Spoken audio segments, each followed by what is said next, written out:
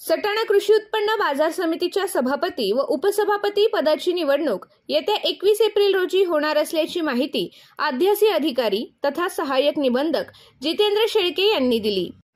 30 मार्च रोजी झालेल्या कृषी उत्पन्न बाजार समितीच्या पंचवार्षिक निवडणुकीत श्री यशवंत शेतकरी विकास पॅनलचे 9 तर शेतकरी विकास पॅनलचे 6 संचालक निवडून आलेत। स्वतंत्रपणे व्यापारी गटातून 2 तर हमाल मापारी गटात 1 संचालक निवडून आलेत।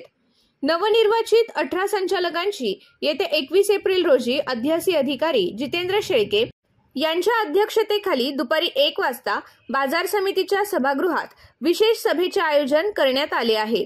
यावेळी सभापती आणि उपसभापती पदाचा विषय चर्चेला जाणार असून एकापेक्षा अधिक नावे चर्चेत आले तर नियमानुसार अर्ज भरणे, छाननी करून माघारीसाठी मुदत देणे या प्रक्रिया राबवून गुप्त पद्धतीने मतदान घेऊन निकाल जाहीर करण्याची प्रक्रिया राबवली जाईल।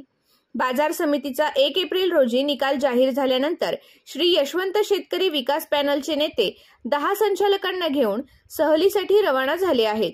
त्यामुळे सभापती व उपसभापती पदाच्या निवडणुकीकडे तालुक्यासह जिल्ह्याचे लक्ष लागले आहे। दरम्यानच्या काळात काय राजकारण घडून सभापती व उपसभापती पदावर कुणाची वर्णी लागते या विषयावर वेगवेगळे तर्कवितर्क लावले जात आहेत।